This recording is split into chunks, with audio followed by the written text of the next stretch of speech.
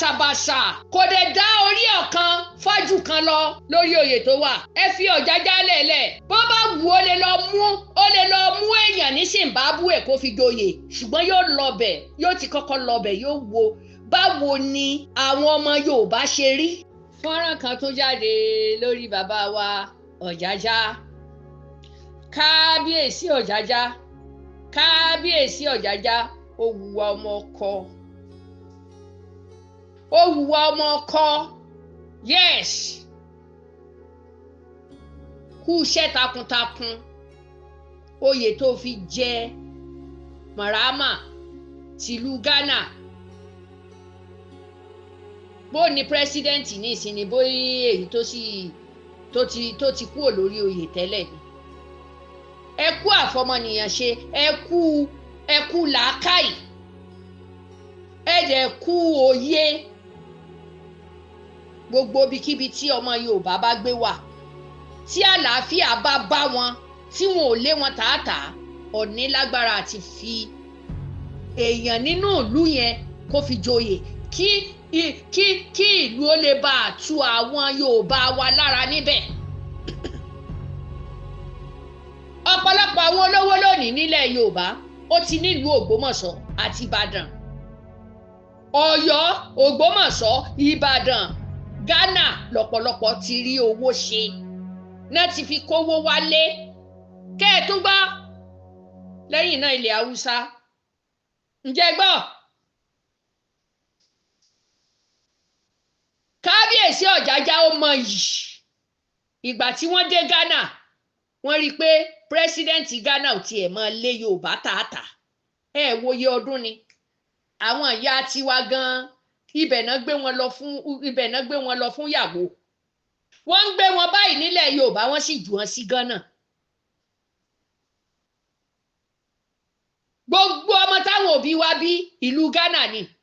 Ṣé bí ìjà ló dé lásìkò gba Kwame Nkrumah, lọ́pọ̀lọpọ̀ míì wálé lásìkò gbà tí Lawrence JJ tí wọ́n fi fẹ́ ṣe kú pẹ̀lú rẹ̀. Ní ọ̀pọ̀lọpọ̀ túká, kò sì sílùú tí ogun ò ní dé, oníkálukú pẹ́ǹtùká ni. Èyí tó sá sí Togo tó sá sí Togo, èyí tó sá sí kínní. Àwọn òbí wa gan sáwọ Togo dánwò. Gbogbo àwọn ẹni tán láwọn lówó lónìí nílẹ̀ Yorùbá, ọ̀pọ̀lọpọ̀ wọn ìlú Ghana náà ti kàwé, wọn ṣe gbogbo ẹ̀. Bàbá tó bí mi lọ́mọ ó ṣiṣẹ́ àmì ní Ghana. Ó ṣiṣẹ́ ní Ghana nígbà ayé ṣòkòtò péńpé pẹ̀lú àwọn Kwame Nkrumah àti fìlà onígorodo yẹn. So torí bẹ́ẹ̀, bàbá Ọ̀jájá ṣí oyè yàn, Ọlọ́run ó tún ṣí yín lójú àánú. Ẹ tún ríbi tí Yorùbá tó ti rí ṣe tọ́kàn wọn balẹ̀. Ẹ̀rí kan lé Yorùbá tààtà bọ́n ṣe lé Ìgbò ni. Ọba Yorùbá wà ní Ghana náà. A ṣàṣejù, a ṣèṣe ọmọ àlè níta. Bàbá tiẹ̀ ń bú wa nílé, tá a bá ń yọ̀ nílé, tá a bá dé tá a máa ń tún wà ara wa ṣe ni. Àwọn òjò àwọn ẹni tó jẹ́ pé wọ́n lọ bàlú onílùú jẹ́. Àwa Yorùbá kì í ṣẹni tí ń gbàlú lọ́wọ́ onílùú. Ńlọrọ̀ wá fi dá a la fi rí ìdíjókòó ní Ghana. Ọ̀pọ̀lọpọ̀ gan prefer kan máa gbé Ghana.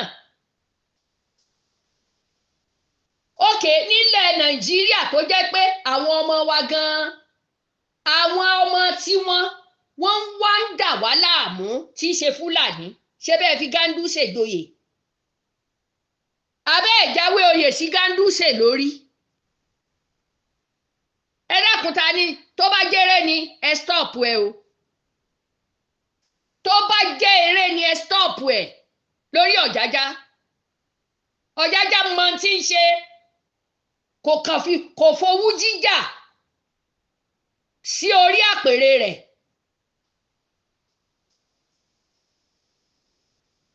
Kò dẹ̀ tẹ́lẹ̀ bàṣàbàṣà, kò dẹ̀ dá orí ọ̀kan fájú kan lọ lórí oyè tó wà. Ẹ fi Ọ̀jájá lẹ̀lẹ̀ wù ó lè lọ mú èèyàn ní Zimbabwe kó fi joyè ṣùgbọ́n yóò lọbẹ̀ yóò ti kọ́kọ́ lọbẹ̀ yóò wo báwo ni àwọn ọmọ Yorùbá ṣe rí níbẹ̀ kò ṣàdédé fi joyè bàbá yìí sì ní olóyè ní nílùú Nàìjíríà tẹ́lẹ̀ olóyè lọ́fà step model ló lówó dàgbà òun fúnra ara rẹ̀ sọ lẹ́yìn ọdún mélòó lèèyàn fi di intigis àbí bó lẹ ṣe ń pè lèèyàn fi dọmọ onílùú nílùú èbó yìí tó bá pọ́dún mẹ́jọ tó hùwà burúkú tí rẹ́kọ́ọ̀dù rẹ̀ ò ṣe kínní kódà kó bá pé 10 tó níwèé tó sì rí bí farapamọ́ tó ṣìwàwù wà láyé òde onílùú dépò ẹni tó gbọ́wọ́ step mother ẹ̀ òun ló sọ ẹsẹlẹ́nsì yìí ti sọ bàbá òṣàdédé fún lóyè sí i ẹni tó bá tún wúlẹ̀ Yorùbá ẹ tún foyè kún fún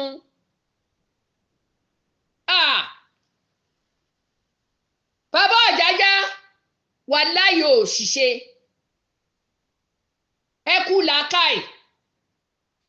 làákàì jẹ́ kíkiní òyíká ẹ dákun ẹ má bá wa ṣeré kéré lórí gbogbo tí bàbá Ọ̀jájá ń ṣe yìí o tíjà bá dé láàrin ìyàwó ni aráàlú ni kò kàn wá ṣùgbọ́n lórí tí ń ṣe lọ́wọ́lọ́wọ́ yìí wà láyé orí ṣe ààyè tó gba Yorùbá ní Ghana kò gbà wá bẹ́ẹ̀ nílé Haúsá lọ títí pẹ̀lú ẹ̀dọ̀fù sóyẹ ká máa bára wa jà nílùú Nàìjíríà gangan tá a jẹ́ Nàìjíríà wọ́n ń gé a lórí wọ́n ń gé a lọ́nà fún wọ́n ń ṣe gbogbo ẹ̀ wọ́n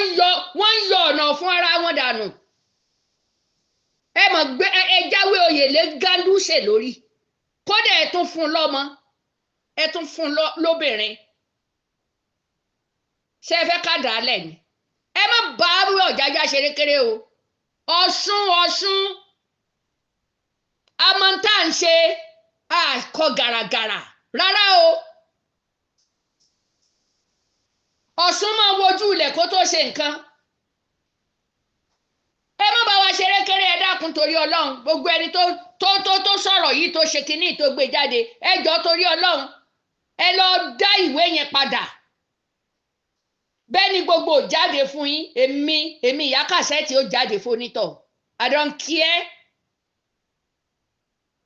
tí ń ṣe part 1 títí dé 10 ẹ fọ̀jájá lọ́rùn sílẹ̀ ibi tó wù tó ti lọ mú nǹkan ó tó bẹ́ẹ̀ ojú bẹ́ẹ̀ lọ kò péré lórí orí ìjókòó yẹn ló gbádélé lórí kò sígbà rárá ọba lónílẹ̀ ibi tó bá wù ló lè kọ́lé sí ibi tó bá wù ló lè yá ló lè ṣe gbogbo nǹkan tó bá wù sí èyí tó bá kù ní tiyín bẹ́ẹ̀ yín Yorùbá náà lẹ sọ ẹ lọ́ba ló ní gbogbo nǹkan eléyìí ò dá kò ṣe kínní o ó fi làákàyè tó èèyàn ń fi obìnrin ilẹ̀ Nàìjíríà òyàwó pírẹsidẹ́ǹtì Yorùbá ìfi ń joyè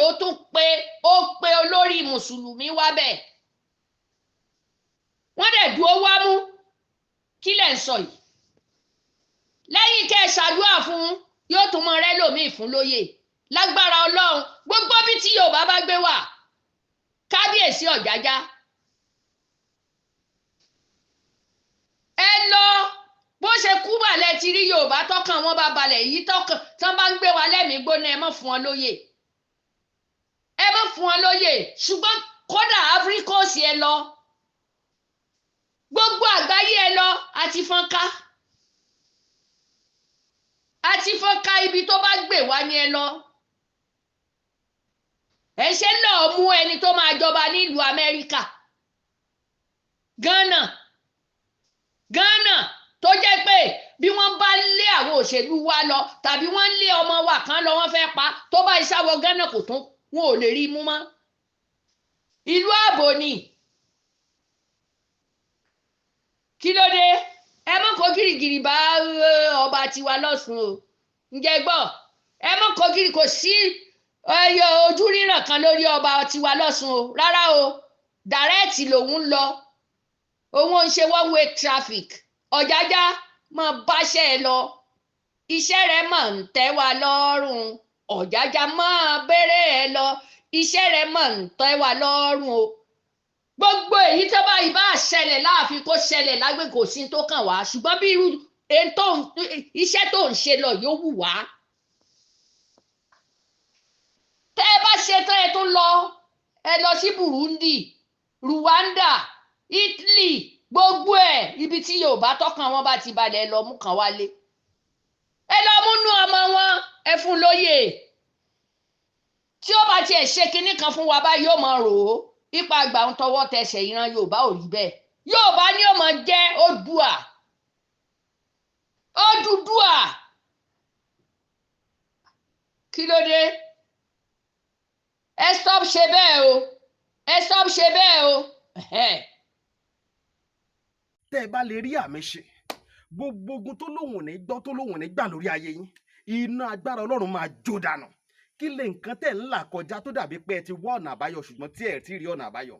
ẹ ti pàdé wòlíì yín ló fà ṣùgbọ́n arán mi sí ọ lónìí dádì arán mi sí ọ lónìí mọ́mì Olúwa lòun fẹ́ ṣe nǹkan ńlá nínú ayé yín Olúwa sọ wípé gbogbo tẹ̀ ń là kọjá yín òun fẹ́ fi òpin sí kí nìkan tẹ̀ ń là kọjá lórí ìgbéyàwó ni lórí ọmọ ni lórí iṣẹ́ ni níbi gbogbo ni bóyá ogun kan ló dàbí pé ogun yẹn le ẹ ti gbìyànjú kò tí ì sí ọ̀nà àbáyọ ẹ jẹ́ àjọ gbàdúrà ẹ jẹ́ àjọ wá ojú Olúwa kí làṣírí ogun yẹn gangan ẹ jẹ́ àjọ wádìí lọ́wọ́ Ọlọ́run ká dẹ̀ mọ ọ̀nà àbáyọ ẹ̀rọ ìbánisọ̀rọ̀ tẹ́ fi pè mí fún àdúrà àti ọ̀nà àbáyọ òun náà ni +234 7025 475427 +234 7025 475427 bẹ́ẹ̀ ṣe ń pè mí fún àdúrà lórúkọ Jésù ẹ máa rí ìyanu.